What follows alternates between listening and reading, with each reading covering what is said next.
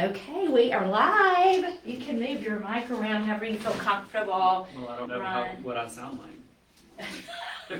You sound like you, and you sound fabulous.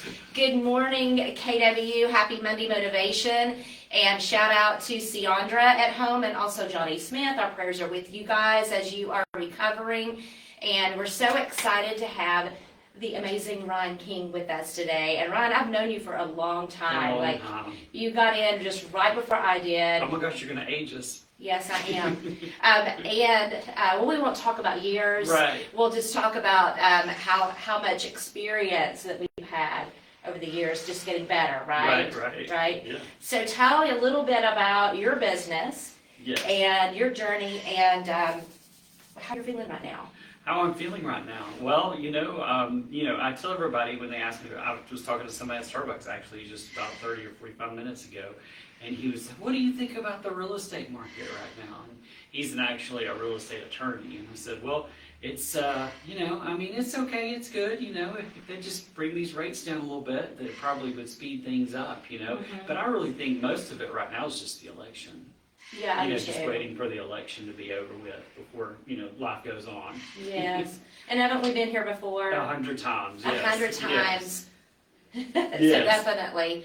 So I think a lot of the agents are feeling that right now as well. And of course we're coming up on our renewal. I know you probably got your invoices, so did I.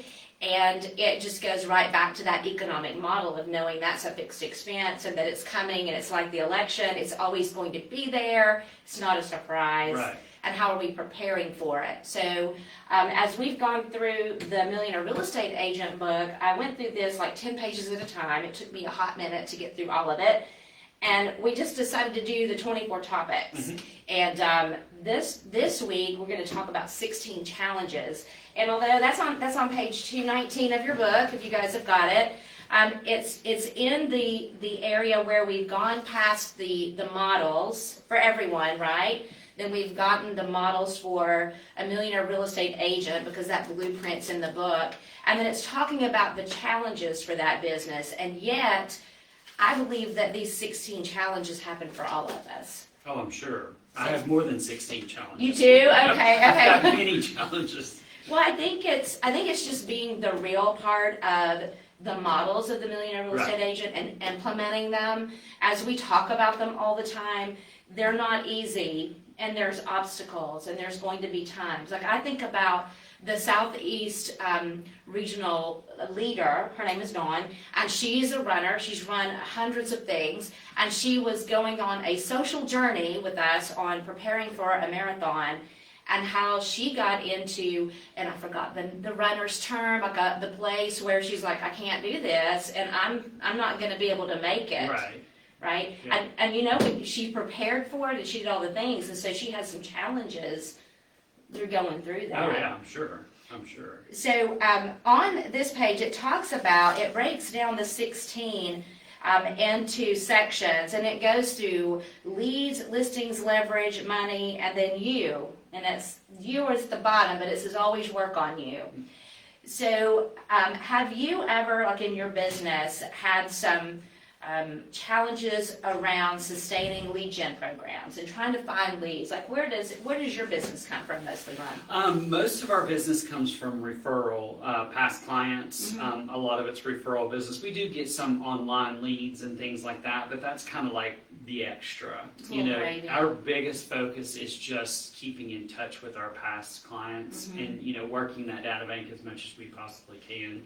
And so we started, 2 or 3, maybe 3 years ago, where we became more database focused and, reaching out to our past clients and just keeping in touch with, we have quarterly drawing, and then we have, pie giveaways, and, just keeping in touch with these people throughout the year. And so that's where most of the business comes from.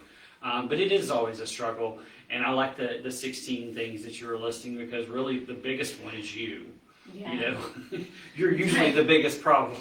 And yet, and I was wondering why it wasn't number one. Right, yeah. Right? Yeah. I know that I don't have, this is a side note, I don't have any tattoos because I can't decide. Like I can't decide what that permanently would be forever. But if there were one, it would be stronger than myself. Yeah. Yeah. Just a reminder Because we're that the I need biggest to obstacle. Yes, Yes. absolutely. So where have you gotten in your own way around, like I love, a minute ago, I heard you say data bank Yes, data bank. and database, and data bank is when you're getting money out of your database, Yeah, right? yeah. And it sounds like you figured out a long time ago that that's really where the money comes from. You know, I tell, we have a team, of course, and everybody that I work with, I'm like, hey, this, you know, data bank, database, whatever you want to call it, is, it's a living, breathing thing. And it's something for years, when I got into real estate, I started in 2002, and when I got into real estate, it just, we weren't focused on keeping phone numbers and email. Well, email wasn't as popular, you know, as it is now, of course, but we weren't so hyper-focused on that. And now we just like, we'll track down somebody's email or phone number to the end of time. But just keeping in touch with those people, you know, there's still people that, you know, we sold a house to 20 years ago that we just lost because we just didn't keep in touch with them. Did you like see a sign in the yard or something? Oh my gosh, yes. And over the years, now that we're so hyper focused on it, when I do see a sign in the yard or somebody else sells them a property or something, I almost cry because I'm just thinking like, what did we do wrong? We've been keeping in touch with these people. Now, I'll have only myself to blame for 20 years ago and 15 years ago or whatever it is, you know, because I wasn't keeping in touch with them like we are now. Oh, no, I wasn't Yeah, either. I yeah. remember that feeling and driving by and seeing on Hunter Yeah. Road in They Hunter didn't Glen. like me. Why do they not like me? They like somebody better in They the like moment. somebody better than me. Somebody in the moment Right. said what they needed to say and was at Exactly. the monetized time, right? Yeah. We didn't keep in touch between hello and monetization.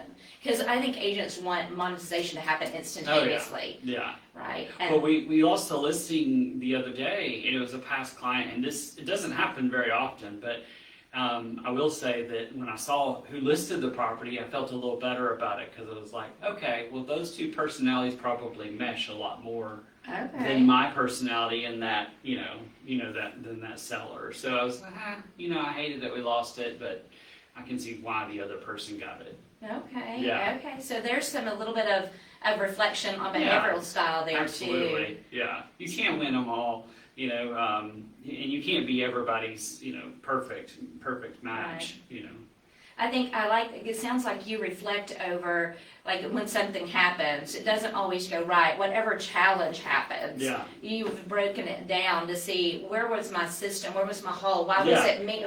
You look at you, Yeah. right? You at the Oh, bottom. it's me. It's definitely me. So how are you guys getting in your own way every day? I already know my laundry list. I know my skeletons in my closet. I think over here it says the two things around you are staying focused on the 20% and counterbalancing your life to maintain your energy at a high level. Can you talk about either of those two things around your business? Yeah, so I think the first thing that we did when we actually, and it was kind of amazing, we were at the old Keller Williams office, and I remember when I first hired my first administrative assistant, and I could see the changes in the business because I had to find things for her to do, and so all the small stuff I started pushing towards her. It was kind of a pain to teach and all that kind of thing, but as she started taking on more responsibilities, that left me open to focus more on, the bigger things, Right. the 20%, and so, and that's really where the money is made, is in the 20%, and so that's been kind of an eye-opener over the last few years. And now I'll still find myself falling back into like some old habits. Yeah. Where I'm like micromanaging certain things and stuff like that. But I try to move all that towards, the admins and things to help me stay focused on, what I really need to be focused on, which is Right. lead generation. And for most people, if you haven't read the One Thing book, it is a focus book. It goes really well with the MREA. And so the 20% will yield 80% of your results. So it's the 80-20 principle. That's part of our 6 personal perspectives as well. And for most agents, it's lead generation is in the top 20%. Oh yeah. So for sure. How we put that in our calendar, how we schedule it. None of that sounds exciting or sexy, right? And it's boring. And then you have to kind of work through the boredom of those things for sure. And I'm still trying to get over some of the hurdles of the lead. We're all growing, and lead generation is a constant battle for all of us. But calling people, just getting on the phone and calling them and checking in on them, especially if you haven't talked to them a long time, years. If you haven't talked to them in years, just apologize, say, I'm so sorry I haven't talked to you in so many years, but I just wanted to check and see how you're doing. How's the family? Those kind of simple conversations like that, really make an impact. Yeah, I like the apologizing on the front end, because I think that, I know for me, that would always get in my way of like, oh, I feel so uncomfortable and embarrassed, and I beat myself up on, they're going, well, you're not professional, you haven't been keeping in touch with me, and they don't think that at all. That's our own story. Even thought about it, really. No, they're like, who are you again? Yeah, exactly. Let me reintroduce myself. Just apologize, say, I'm so sorry, and I know that it's been 15 years or 10 years or whatever the time frame, and say, hey, I'm sorry I haven't kept in touch with you, but I just really wanted to reach out. We had such a great, transaction together and enjoyed each other's company and everything. I wanted to reach out to you and just see how everything's going with the family, like what's going on with you now. Yeah, I love that. You made it through my revised database. I'm cleaning it out. Remember, that's like the Facebook list. I'm cleaning out my friends list. Cleaning it out. Yeah. Don't really say that, but it just reminded me of it. So I think the issues around that leads part on here and getting leads is the lead gen and marketing and consistently increasing the number of leads, tracking and converting leads through others, protecting, and that others part you have down really well. Protecting your lead generation focus time and weighing your options, discovering what works and doesn't work. Have you, other than like keeping in touch with your referrals, have there been some times where you've done some lead generation programs that you're like, no, that's not really working? Oh my gosh, we've done everything. We have reinvented the wheel I don't know how many times. We've done, we've done the online leads, whether it be Zillow or Realtor.com or back in the day, I remember working Craigslist leads. Just you name it, Facebook Marketplace, everything. And really, all those things kind of work to an extent. They'll give you the leads, whether it's Boomtown or any of those lead generation sites. It'll produce leads. But the problem is we just don't stay in touch with them. We don't. Those people, they're not bad leads. They're just down the road leads. And so we just give up because we're realtors and we're really bad at picking the low-hanging fruit. Yes. Because you get busy. When you're busy, everything is like, oh, well, I'm just taking this, and going with it, And then the people that you should be reaching out to, that are 6 months, a year, or 2 years down the road, they fall out. Yeah, and you're not wrong. They call it bad. They're bad leads. They're just not yet leads. They're not bad leads. These are people that actually do inquire about a home, so there is some interest there. They may be 2 years, 5 years, whatever it is, but that's just somebody else to add to your database. And that's what I tell, our team. I'm like, hey, this is a living, breathing thing that we have to change every day. We're adding to it. If somebody passes away or something like that, we're removing. Just different things. We're constantly working on that database every day. Yeah, and I think those folks that you have that you've gotten from those different fishing poles for leads are not met from them already. Like you haven't met them yet. Right. You're working to get them to connect with you. Maybe they did connect. Yeah. Maybe you got their name and they did talk, and then that's where you move them through all of the different smart plan drips and how the numbers work for that. And so that is a lot of work that you can leverage others to do as you grow your business. And also something to think about that I've gotten, that we've become even more focused on in the last couple of years is, how often do we send referrals out? I see people all the time just miss the opportunity to get a referral from somebody, a realtor in another city, state, whatever. It's amazing. There's people moving here all the time and moving out of Chattanooga all the time, but I've really gotten good and more focused on making sure that I get them with the right realtor in their area, wherever they're moving to or wherever they're coming from. Yeah, and tell me a little bit about that. Yeah. Tell me, let's stop and camp on that a minute. Yeah. Tell me a little bit about how you went through that realization that you were missing, because you had to come to that realization and start focusing on it. And then what was the journey of figuring out the right person for that? Well, it's easy money. First of all, this is easy money. This is money you don't even really have to do hardly anything for. And so, we've got a client right now moving from Atlanta. And they put their home on the market. Well, it didn't work out with their realtor or anything, and they haven't moved here yet. And so they were waiting on that home to sell before they bought one up here. And so then I just happened to reach out to him a couple of weeks ago. I'm like, hey, I just want to see where you were in the process. I saw they had taken the home off the market because it came off of Zillow. And he wasn't responding back to our admins if they were reaching out, no response or anything. So I just picked up the phone and called him and I said, hey, I just really was, or older couple, and I said, I just really wanted to check on you and make sure everything is okay, you know, because I haven't heard from you or anything like that. And he just opened up and he said, well, we had the home listed with a friend of mine from the golf course, you know, and it just was a horrible experience. And, you know, we just ended up saying, we need to take this house off the market. It's not going well right now. And I said, well, you know, it's a great time to sell. I think, you know, if you had the right realtor that you could get this property sold. And he said, yeah, find somebody for me. And, you know, and I did. I just went on to Command, you know, and I started looking through there. And I looked to kind of see not just how many transactions that person did. I'm really kind of looking for somebody probably more similar to me. I know that sounds a little weird, but more similar to me on the transaction side.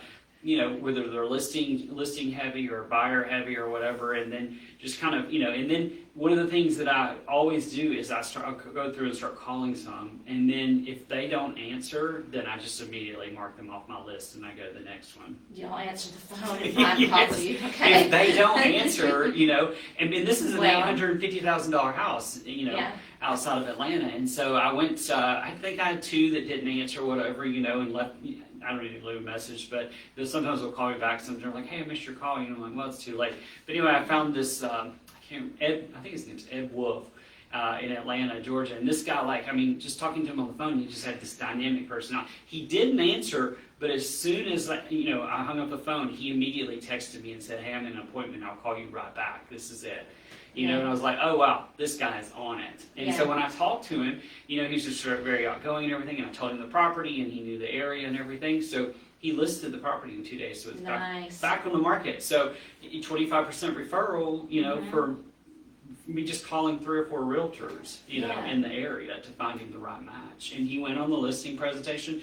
The seller called me. He said, "Hey, I really liked it. We're going to list the property with this." You know, and I was like, "Yay." A little bit of noticing what's happening in people's lives, because you saw that from afar, right? Because we weren't getting a response. So And then you had admins reaching out, no response, and you're like, "Dang it, I'm just calling." I'm just calling him. Yeah. So I did. Yeah. So you got to get on the phone and build that personal connection. Yeah. But then we also have people, and, you know, I keep in touch with our clients that have moved to other states, you know, because people will drop them out of their database. I'm like, no, we're not dropping these people out of our database, because how many times do you have somebody that moves away and moves back? All the time, right? You know, but people don't reach out to them either, you know, and so we keep them in the database. And so if they, you know, are going to move within the state that they're living in now, or, you know, somewhere else, if they relocate to another state, maybe they'll reach out to us. I always tell them, you know, hey, if you have any questions about real estate, or, you know, if you're looking to move anywhere, whether Chattanooga or anywhere in the United States, just let me know, you know, so. Well, and I like that you were able to pop into Command, because that referral network in there is kind of sitting over to the side, but it's a great place to look at volume, areas they're in, information. I think that it still says if you've done, you know, if you are on the Agent Leadership Council, if you're in a community. Like maps coaching, if you're in maps coaching, all those different things that you can narrow that down to.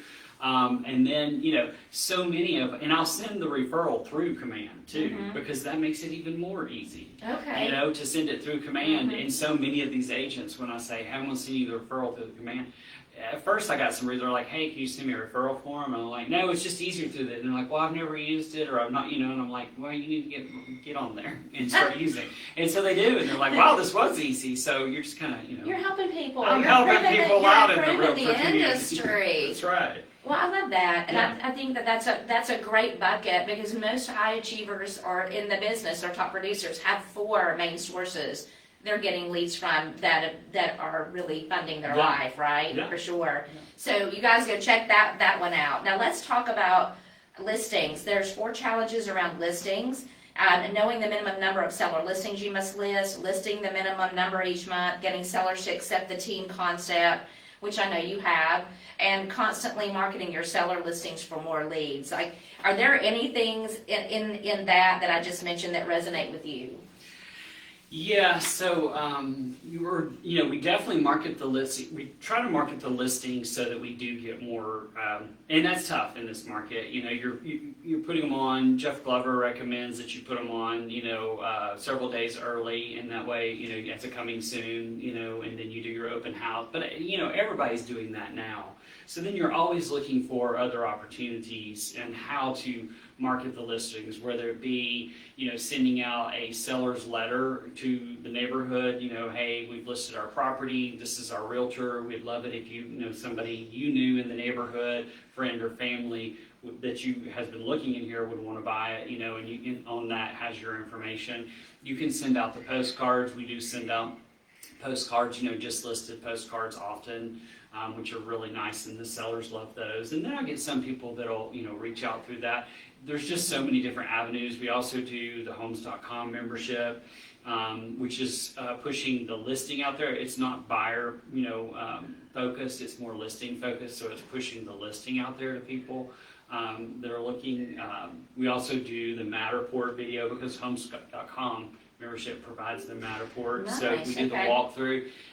Because I do think, and I know that some people aren't very techy and they think that's getting kind of maybe a little overboard. However, I do think that, and we've had plenty of clients that really have bought houses sight unseen, and the more information you can provide them with over the internet, like if they can walk through a home, and see where the rooms are and everything, it just makes it a lot better and it's a lot more attractive to them. Yeah, and I think, we have to be, technology doesn't replace us, but it helps us kind of rise up with efficiency and serving the client, right? Yeah, and then absolutely. remember, he's professional. Yeah.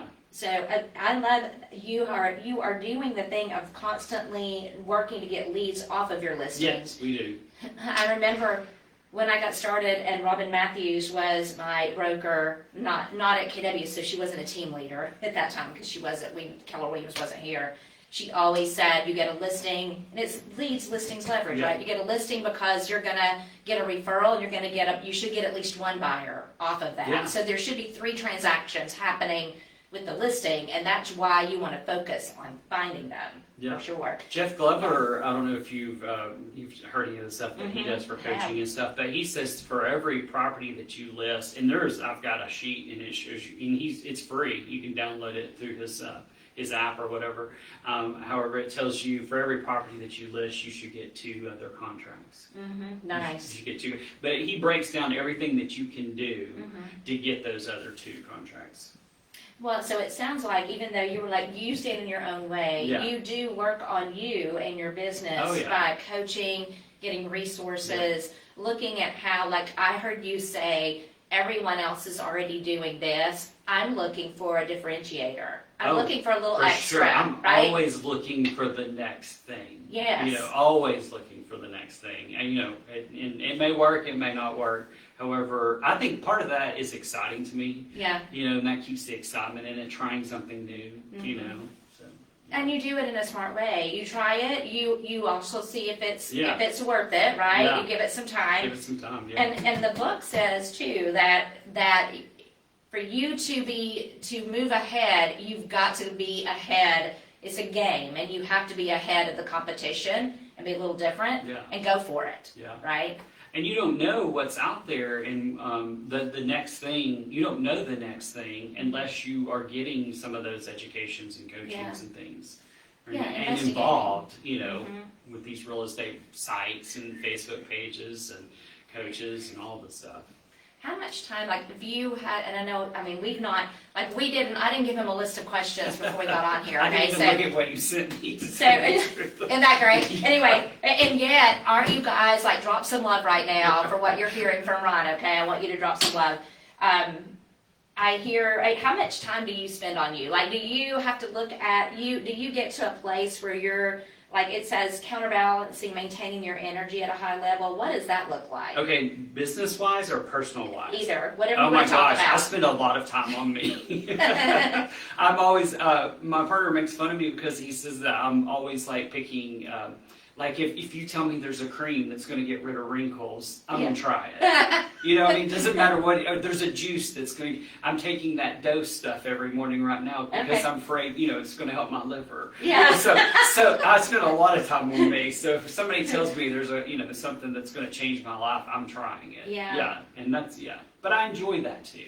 That's fun. Now a lot of people are doing cold plunging. I know that, I I did that once, and I had my fill. Yeah. Yeah. So I like the cold plunging. So I do the Yep. cold plunge. You know, just different things. One of my friends, this mortgage lender, they do the sauna at night because Okay. it reduces your heart Yeah. heart disease by like 40% or risk of heart attack by 40%, and then they do cold plunging in the morning. So we're all trying to stay young, stay healthy, stay energetic, and I mean, I have my downtimes too, but some of this stuff really just, helps you keep the energy level that you need to keep I like doing that. this business. And so it sounds like you really are working on your energy, and that I heard you say fun in both things. Business is fun to look for the next thing, and it's fun to always be on the lookout for the next thing that's going to improve your health. Yeah, absolutely. Right, and not get stagnant. Right. For sure. Yeah.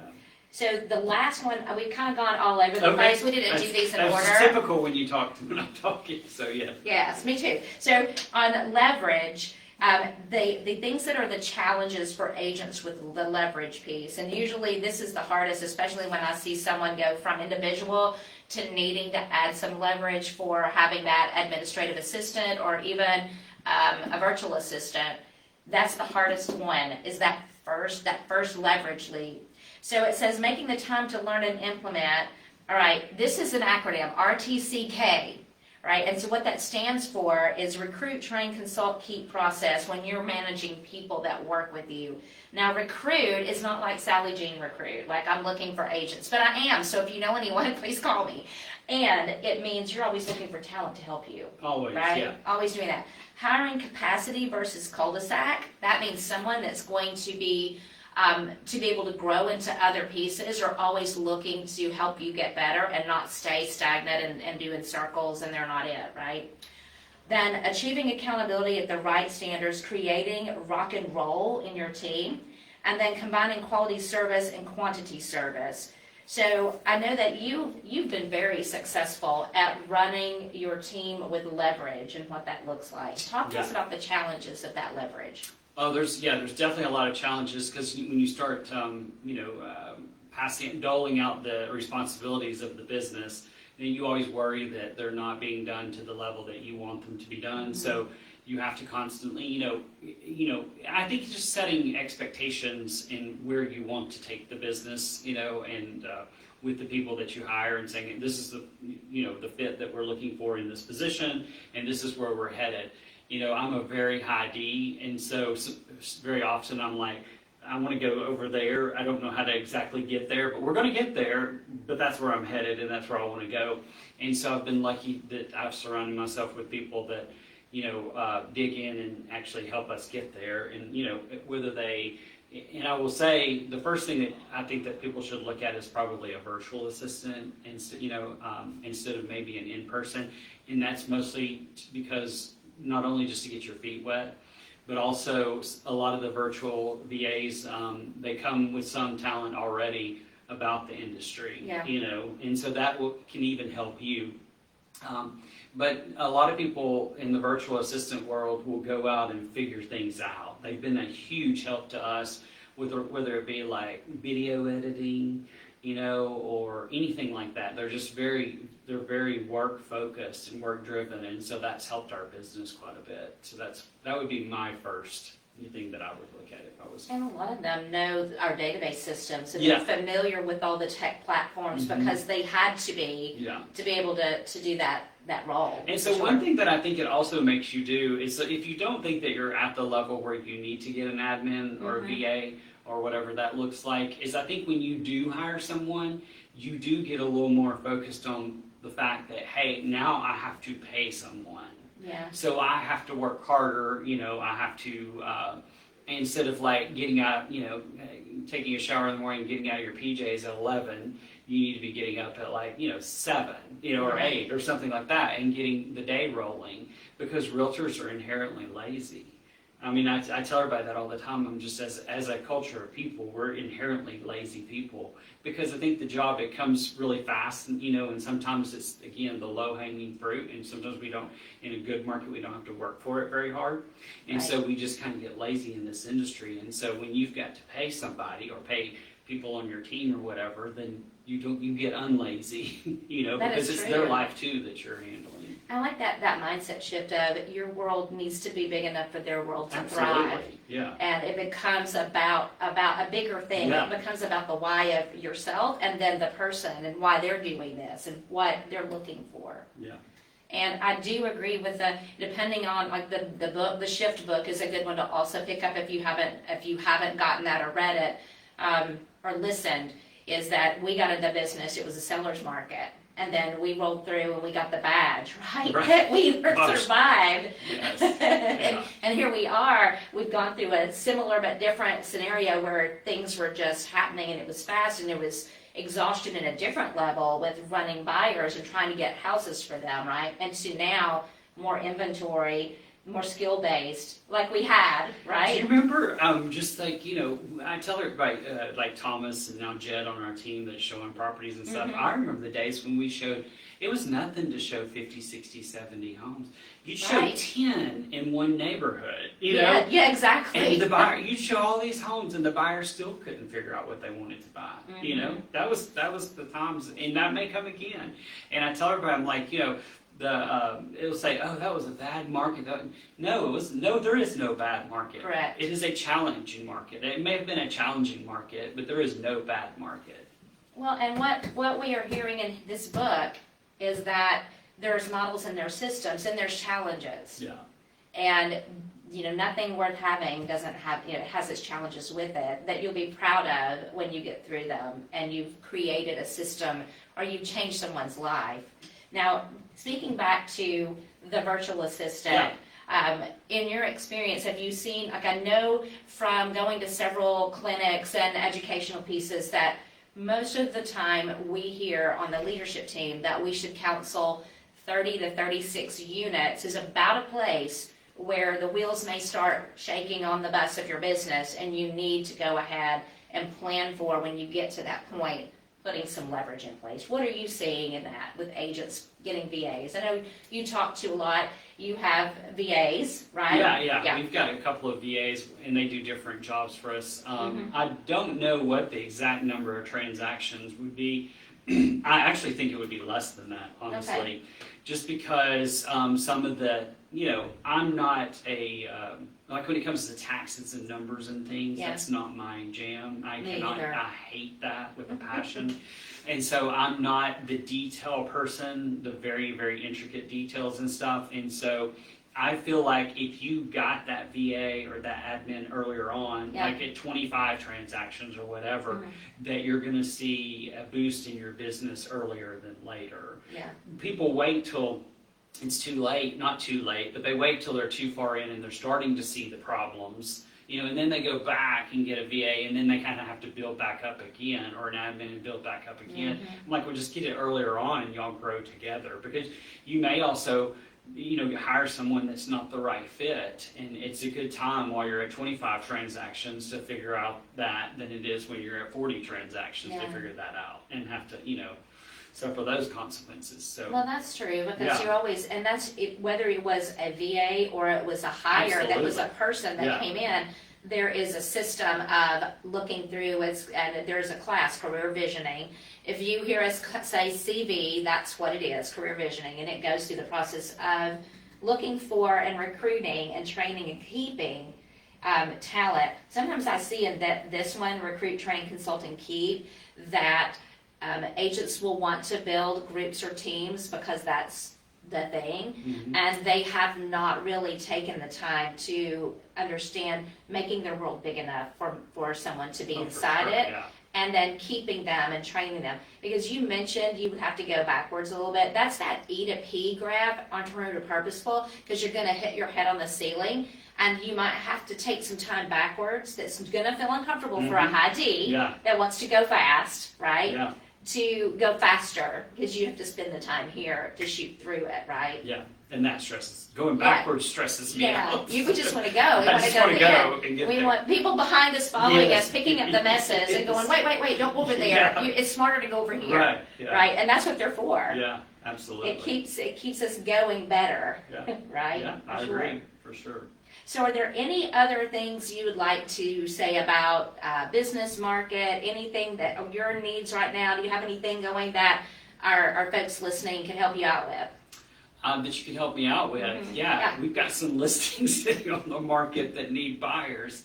I think the buyers are going to come. I think that right now the stock market's doing really well, and so the Federal Reserve is, they're not coming off those rates as quickly as they, initially kind of hinted that they were going to. They're going to come down. I do think that 2025 is going to be a great real estate year. It may be like pulling our hair out like 2020 was, if they start dropping the rates rapidly, which they may, you just don't know, then the buyers are going to jump in the market. Right. The prices are going to spike up again. There's so many people relocating to our area that this is a phenomenal area to do real estate in. I mean, there's other markets throughout the United States that you would just pretty much go broke in. Chattanooga, when we started having 07, 08, Yeah. remember that? When Yes. everything, was kind of going crazy, well then Volkswagen came into town, and then you had all these people more renting but also buying, but Chattanooga does well. Look at all the people that are moving here. What if you lived in a city that nobody was moving to? We're always grateful and Yeah, blessed, this right? is a wonderful city to live in, raise a family in, a wonderful city to work in and do real estate in. So I think we'll all do fine. I do too. Yeah. And so if you're, we want you. So, and I'm going to mention the board dues again, only because when you hear from us being the leadership team, we just want to know if you plan on going across the finish line into 2025 with us, because we want to help you get prepared for the fantastic market we're walking into, and now's the time to do that. Yeah, right? and real estate, what I have learned over the years is the longer that, if you're working this business, actively working this business, the longer you're in this business, the more money you can make. And, I know there's a lot of statistics out there where, 80-something% of people fail in the first couple of years. Well, I think that people don't realize this is a job, this is a lot of work, and you just have to put forth the effort. We make it look so easy on social media because, it's a beautiful day and we're doing this wonderful open house at this $1 million property and it's got a view, Right. blah, blah, blah. Well, I'm walking through trailers and, mobile home park, or whatever, land, tromping through land, so it's not just all that. And I think you just have to work it. So I do think that 2025 will be a great real estate year. And it's time to have the mindset that we're going to kick it, right? Yeah. Every single one of us, and set up right now the models and the systems to get there. So if you guys have not gone to Business Planning Clinic and you want to know how many appointments that you need to hit the number that you want to hit for 2025, please come and see me. I can do it very simply. And you can have a plan, because remember Ron said he sees the target, he's going. That's what we need to do also. Yeah. We need to raise our Ds. Yeah, absolutely. Right. Well, guys, we are having breakfast out here in the kitchen. The Agent Leadership Council wants to appreciate all of you, and they're here to serve you today. And they brought all kinds of great breakfast items, and they want to connect with you. A great time to come in and ask them questions about their business and get some information so you can model others that are already successful, right? Awesome. Thank you, Ryan. Thank you so much. I've had a lot of fun talking to you. Oh, I appreciate it. I appreciate you. Thank you. All right, you guys, have a great week. Don't be too scary on Halloween. Biscuits and mustard. Do what? Time for some biscuits and mustard. Yes. I'm going to sleep.